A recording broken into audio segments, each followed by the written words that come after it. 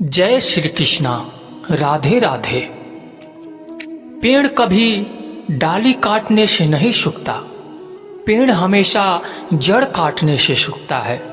वैसे ही इंसान अपने कर्म से नहीं, छोटी सोच और गलत व्यवहार से हारता है। मैं सभी प्राणियों को समान रूप से देखता हूँ, ना मुझे कोई कम प्रिय है और ना ही अधिक। लेकिन जो मुझे प्रेम पूर्वक आराधना करते हैं वह मेरे भीतर रहते हैं और मैं उनके जीवन में आता हूँ। राधा ने श्री कृष्ण से पूछा, प्यार का असली मतलब क्या होता है? श्री कृष्ण ने हंसकर कहा, राधे, जहाँ मतलब होता है वहाँ प्यार ही कहाँ होता है। श्री कृष्ण कहते हैं कि मेरे भी कई जन्म हो चुके हैं, तुम्हारे भी कई जन्म हो चुके हैं, ना तो यह मेरा आखिरी जन्म है और ना यह तुम्हारा आखिरी जन्म है।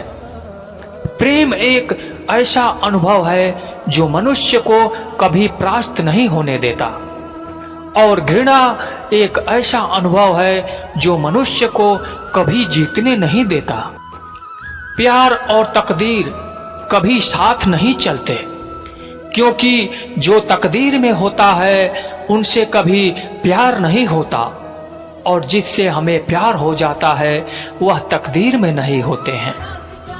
श्री कृष्ण कहते हैं कि उम्मीद तकलीफ तो बहुत देती है, पर ना जाने क्यों इस दिल को फिर भी उम्मीद रहती है।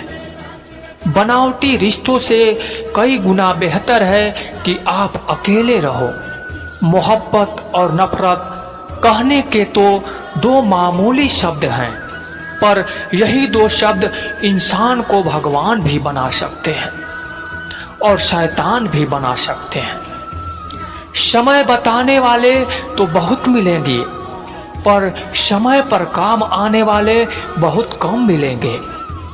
तूफान आना भी जरूरी है जिंदगी में, तभी तो पता चलता है कि कौन हाथ पकड़ता है और कौन हाथ छोड़ाता है।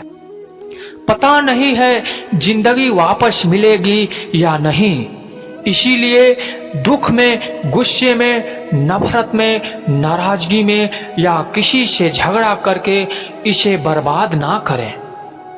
जिंदगी में आप हमेशा खुश रहिए और दूसरों को खुश रखिए।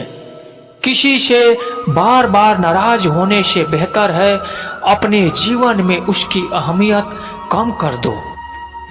दूसरों की छांव में खड़े होकर आप अपनी परछाई खो देते हो। अपनी परछाई को पाने के लिए आपको अकेले धूप में खड़ा होना पड़ेगा। कभी कभी हम गलत नहीं होते, बस हमारे पास वह शब्द नहीं होते जो हमें सही साबित कर सके।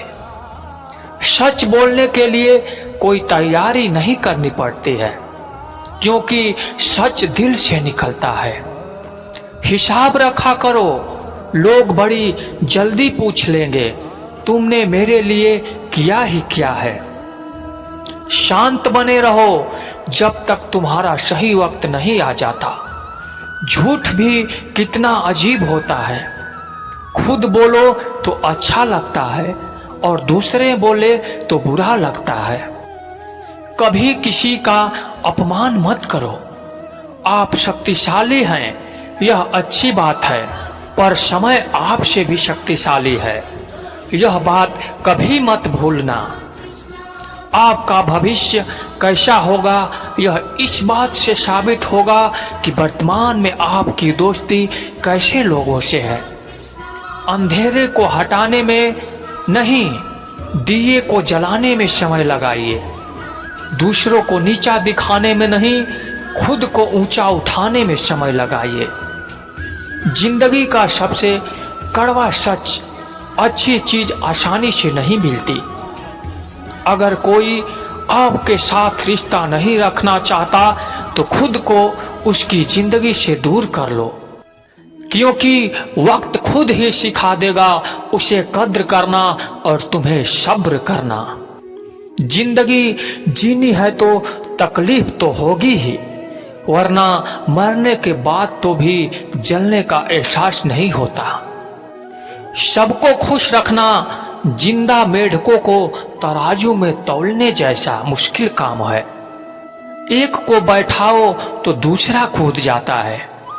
उनसे मत डरिए जो बहस करते हैं, बल्कि उनसे डरिए जो छल करते हैं।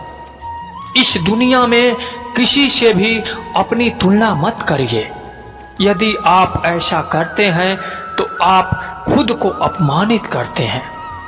कामयाब इंसान भले ही खुश ना रहे, लेकिन खुश रहने वाला इंसान कामयाब जरूर होता है। श्री कृष्ण कहते हैं कि पूरी जिंदगी सबका ख्याल रखने वाली माँ और उस माँ का ख्याल रखने वाले बच्चों का रिश्ता इस दुनिया का सबसे खूबसूरत बंधन है। बेटे के लिए माँ सिर्फ माँ ही नहीं बल्कि एक दोस्त भी होती है, जिससे वह अपने जीवन की उलझन को साझा करती है। खुश किस्मत होते हैं वह लोग जिनको माँ नसीब होती है, क्योंकि इस दुनिया में यह एक ऐसा रिश्ता है जिसमें मिलावट नहीं होती। जिंदगी में एक माँ की जगह कोई नहीं ले सकता। माँ अपने बच्चों से ना सिर्फ निस्वार्थ भाव से प्रेम करती है, बल्कि अपने बच्चों को जिंदगी जीना भी सिखाती है। उन्हें रिश्तों की अहमियत बताती है, अपनों से बड़ों का सम्मान करना सिखाती है, दूसरों से प्रेम करना, अनुशासित रहना समेत दूसरों की मदद करना भी सिखाती है। यथार्थ एक इंसान अपनी माँ की बदौलत ही समाज में उठने बैठने के लायक बनता है। अर्थात माँ ही एक व्यक्ति के जीवन में सब कुछ होती है, क्योंकि माँ से ही इंसान का अस्तित्व होता है। इसीलिए अपने माँ को सम्मान दें और उनकी खुशियों का ध्यान रखें, क्योंकि माँ के प्यार के बिना व्यक्ति की जिंदगी अधूरी है। माँ दुनिया का सबसे प्यारा तोहफा है। माँ भगवान का रूप होती है, जो ना सिर्फ अपने बच्चों से निस्वार्थ भाव से प्रेम करती है, बल्कि उनकी खुशी के लिए किसी भी हद तक गुजर सकती है। माँ हर इंसान की शक्ति और ताकत होती है। माँ न सिर्फ अपने कोख में 9 महीने रहकर दर्द सहकर अपने बच्चों को नया जीवन देती है, बल्कि पूरी जिंदगी अपने बच्चों का साय की तरह ख्याल देती है और साथ देती है। माँ की बेहिसाब ममता को चंद शब्दों में नहीं पिरोया जा सकता। आज मैं आपसे 3 प्रश्न पूछूंगा। पहला प्रश्न, ऐसा कौन है जिस पर लगातार प्रहार करने के पश्चात भी वह मुस्कुराए और आपको सुख दे? आपका उत्तर होगा धरती या वृक्ष। दूसरा प्रश्न, ऐसा कौन है जो आपके बिना कुछ कहे सब कुछ जान जाता है, सब समझ जाता है और फिर निस्वार्थ भाव से आपकी सहायता करता है? आपका उत्तर होगा भाई या मित्र। तीसरा प्रश्न, ऐसे कौन से भगवान हैं जो स्वयं विष के घूंट पीकर आपको जीवन का अमृत प्रदान करते हैं? आपका उत्तर होगा महादेव। अगर आपके उत्तर यह है तो आपका उत्तर गलत है। इन सारे सवालों का एक ही सही जवाब है, और वह है माँ। जब आप अपने माँ के गर्भ में होते हैं उस समय कितनी लात मारी होगी आपने, किंतु फिर भी वह मुस्कुरा के आपको आशीष देती रही। आपके कहे बिना सब कुछ जान जाती है और इस जीवन के कठिन परिस्थितियों के विष का घूंट पीकर आपको सुख का अमृत देती है। इस जीवन में आप कुछ भी कर लीजिए, अपनी माँ का ऋण कभी नहीं चुका पाएंगे। यदि आप कुछ कर सकते हैं तो जीवन के आनंद में उद्धव में और धन्यवाद में अपनी माँ को स्मरण रखें। माँ का रिश्ता दुनिया का सबसे खूबसूरत रिश्ता होता है, जिसमें सिर्फ प्यार ही प्यार छुपा रहता है। एक माँ का जीवन अपने बच्चों के लिए पूरी तरह समर्पित रहता है। माँ अपने बच्चों के बेहतर और स्वस्थ जीवन के बारे में सोचती रहती है, इस कोशिश में लगी रहती है उसके बच्चे की जिंदगी में किसी तरह का दुख ना आए। अपने बच्चों की जिंदगी को स्वर्ग बनाने के लिए हर वह प्रयास करती है जो कि संभव है।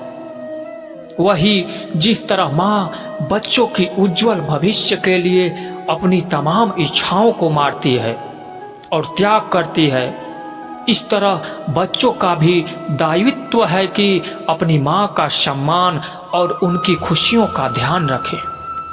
माँ के जुबान पर अपने बच्चों के लिए कभी बद्दुआ नहीं होती, बस एक माँ ही होती है जो अपने बच्चों से खफा नहीं होती। एक कर्ज है जो हम सब पर सवार रहता है, वह हमारी माँ का प्यार है जो जीवन भर उधार रहता है।